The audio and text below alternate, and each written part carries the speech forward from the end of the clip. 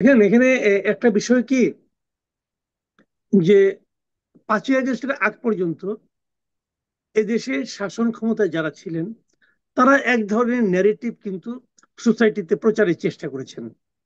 তারা কিছু হলেই বলতেন যে এরা রাজাকার অথবা মুক্তিযুদ্ধের চেতনা বিরোধী। মুক্তিযুদ্ধের চেতনা বলতে তারা নিজেদের মতো করে একটা জিনিস চিন্তা করেছেন, যাকে তার পছন্দ নয় তার চেতনা কি এই সন্ধানে ওনারা লিপ্ত হতেন না। যাকে পছন্দ নয় তাকে ট্যাগিং করে দিতেন যে তুমি মুক্তিযুদ্ধের চেতনা বিরোধী ব্যক্তি, তুমি রাজাকার, অতএব তোমার এই দেশে বাস করার কোনো অধিকার নাই। মোটামুটি এরকম, চাকরি পাওয়া তো দূরের কথা, তুমি দেশে থাকতেই পারবে না, কারণ তুমি রাজাকার, অথবা তুমি রাজাকারের নাতি, অথবা তুমি মুক্তিযুদ্ধের চেতনার বিরোধী, এরকম। এখন এই চেতনার কথাটা বলে ওনারা কিন্তু দেশটাকে একভাবে বিভক্ত করেছিলেন এবং আরো বেশি এটা স্পষ্ট করার চেষ্টা করেছেন। 5 তারিখের পরে কি হলো, 5 তারিখের পরে নতুন যারা আসলেন এদের মধ্যেও আমি দেখেছি এই ট্যাগ করার যে প্রবণতাটা, এটা রয়ে গেল। এদের আমি এখন বলতে দেখি ফ্যাসিবাদের দোসর, এই ফ্যাসিবাদের দোসর, এই সাংবাদিক সে ফ্যাসিবাদের দোসর, অতএব তার ব্যাংক অ্যাকাউন্ট ফ্রিজ করে দাও। অমুকে ফ্যাসিবাদের দোসর, অতএব তাকে তুমি প্রেস ক্লাব থেকে বের করে দাও। আমি এক্সাম্পল দিয়ে বলি, ফ্যাসিবাদের দোসর এই অজুহাতে শওকত মাহমুদের প্রেস ক্লাবের মেম্বারশিপ চলে গেছে, এই এই জাস্ট এই ট্যাগিং এর কারণে। শওকত মাহমুদ কি শেখ হাসিনার দোসর ছিলেন? এখন উনি কি করেছেন, উনি ইলেকশন করেছেন, উনি এই 7ই জানুয়ারি ইলেকশন করেছেন, বিএনপি ইলেকশনে যেতে চান, একসময় তো বিএনপি ভাইস প্রেসিডেন্ট ছিলেন উনি। এখন কেন ইলেকশন করলেন, অতএব উনি ফ্যাসিবাদের দোষ, এটা মানা যায়। আচ্ছা ভালো কথা, চট্টগ্রামে যিনি মেয়র হলেন উনিও তো তারেক রহমান সাহেবের নির্দেশ অমান্য করে ইলেকশন করেছিলেন, কেউ ওনাকে তো ফ্যাসিবাদের দোষর কেউ বলে না, বরং তাকে এখন চট্টগ্রামে মেয়র বানানো হয়েছে। এই ট্যাগিং কিন্তু চলছে, এবং যখন কাউকে কেউ ট্যাগ লাগাই দিচ্ছে যে সে ফ্যাসিবাদের দোষর, সে হাসিনার দোষর, হাসিনার সুবিধাপ্রাপ্ত, তখন ওই ট্যাগিং এর কিন্তু আপনি কোনো জবাব দিতে পারছেন না। প্রথম আলোকে বলা হচ্ছে যে প্রথম আলো, ডেইলি স্টার আর দিল্লির অনুগ্রহপ্রাপ্ত পত্রিকা, ইন্ডিয়ান পত্রিকা বলতেছে এটা। এখন ওরা যে প্রতিবাদটা করবে যে আমি ইন্ডিয়ার পত্রিকা নই, আমি দিল্লির পত্রিকা নই, এই প্রতিবাদ শুনবে কে? শোনার তো কেউ নাই। এবং তারা এসে এখানে গরু কেটে জিয়াফত করতেছে, কেউ তো বাধা দেয়নি। কেন বাধা দিল না? আমি কি আপনার বাড়ির সামনে যে একটা এরকম গরু কেটে জিয়াফত করতে পারবো? এটা কি গণতান্ত্রিক দেশে এটাকে সম্মান করা হবে? এটাকে ই করা হবে, গ্রহণ করা হবে? হবে না তো। তো করতেছে তো, কেউ তো না করছে না। এখন এইগুলি যখন কেউ দেখবে, দেখে যদি আবার আগের যারা ছিল তারা যদি বলে এই যে দেখেন এটা করছে, রাজু ভাস্কর যে বোরখা লাগাই দিচ্ছে, অমুক করছে তমুক করছে, এবং একটা বাংলাদেশের ইতিহাসে একটা নাটক হচ্ছে ভাই, নাটক মাঝপথে বন্ধ হয়ে যাওয়ার ইতিহাস আছে? কেউ বলতে পারবে আছে? নেই তো। তো এটাকে আপনি কি বলবেন? আরেকটা ট্যাগিং দেখলাম আমি, বিচারপতি, উচ্চ আদালতের বিচারপতি বসে বিচার কাজ পরিচালনা করবেন, আইনজীবীরা যে বলছেন আপনি 2016 সালে জিয়াউর রহমান সম্পর্কে এই কথা বলছিলেন, অতএব আপনি বিচার করার কোনো অধিকার নাই। উচ্চ আদালত এটা হয়, এবং সেটা কে করছে? আইনজীবীরা করছে। আইনজীবীরা কারা? আইনজীবীরা তো আমার আপনার মতো ভাই সাধারণ মানুষ না, তারা তো জ্ঞানী মানুষ, তারা আইনটা বুঝেন, তারা এটা করতে পারেন।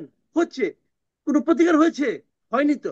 যখন এগুলি প্রতিকার না হতো, যদি প্রতিকার হতো কোনো সমস্যা ছিল না, যখন প্রতিকারগুলি না হবে তখন কি হবে?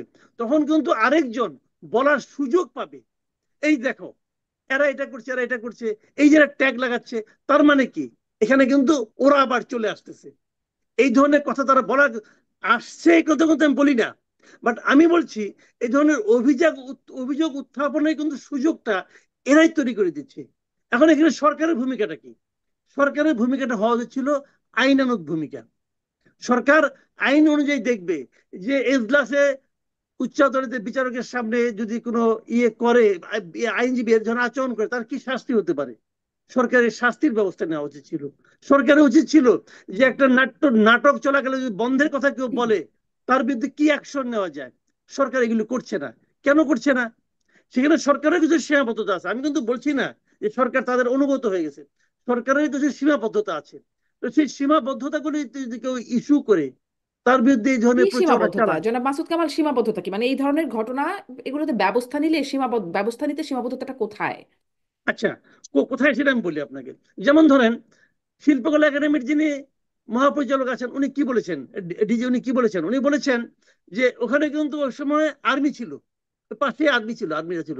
উনি বলতে পারতেন আমি আর্মি ডাকতে পারতাম, কিন্তু আমি চাইনি যে আর্মি ডেকে এখানে একটা মানে সংঘাত, মানে পূর্ণ পরিস্থিতির জন্ম হোক। এবং যদি সংঘাতটা হতো, এটা আমি সৈয়দ জামিল আহমেদকে কিন্তু প্রশংসা করছি, এই কারণে করছি, যদি এটা নিয়ে সংঘাত হতো তখন এটা নিয়ে কিন্তু আবার আরেক নাটক হতো। হুম। বলতো যে মুক্তভাবে কাউকে প্রতিবাদ করতে দেওয়া হচ্ছে না, এটা বলা হতো। তো এখন এইগুলো কি, আপনি মুক্তভাবে কথা বলার কথা, অধিকারের কথা বলবেন, কিন্তু দেবেন না, এটা তো হয় না। আপনি দেখেন এই সাংবাদিকদের অ্যাক্রিডিটেশন কার্ড বাতিল করা হয়েছে। কেন বাতিল করা হয়েছে?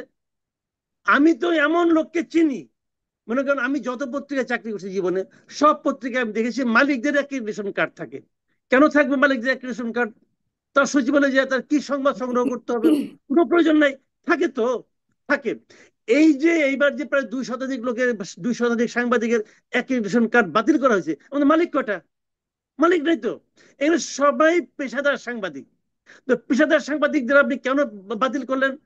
এদের মধ্যে আমি 95% সাংবাদিককে ব্যক্তিগতভাবে চিনি, তাদের সঙ্গে আমার যোগাযোগ আছে, এবং তারা সবাই সাংবাদিক, আমি জানি, আমি দায়িত্ব নিয়ে বলতে পারি। তাহলে তাদের সঙ্গে আমি চিন্তা করার চেষ্টা করছি যে কেন তাদেরকে হুম। বাদ দেওয়া হলো। আমি একটা কমন লাইন পেয়েছি, সেটা হলো এই সাংবাদিকরা কোনোদিন, সব সাংবাদিক কিন্তু কোনো না কোনো দলের নীতির সঙ্গে কিন্তু কোনো না কোনো ভাবে সম্পৃক্ত, কিন্তু এই সাংবাদিকরা কখনো বিএনপি অথবা জামায়াত সম্পৃক্ত ছিল না। এই একটা মিল ছাড়া আর কোনো মিল আমি পাই না। তো জি। কেউ তো অন্য মতের হতেই পারেন, তো অন্য নিশ্চয়ই, মতের হয়, এটা কি নিশ্চয়ই। তাকে বাদ দিয়ে দিবেন? এটা তো একদম। পারেন না আপনি। আপনি আমি আমেরিকায় একটু এই যান, বিষয়ে। আমেরিকা আপনি থাকেন, আমি শেষ করি, আমেরিকা আপনি থাকেন, জি। ওখানে হুম। ফক্স নিউজের সাংবাদিকের যে পলিসি আর সিএনএন এর পলিসি কি এক? এক তো না। এখন ট্রাম্পের এখানে কি সিএনএন এর সাংবাদিকে ঢুকতে পারবে না? বাইডেনের এখানে কি ফক্স নিউজের সাংবাদিকে ঢুকতে পারবে না? দিতে হবে ঢুকতে।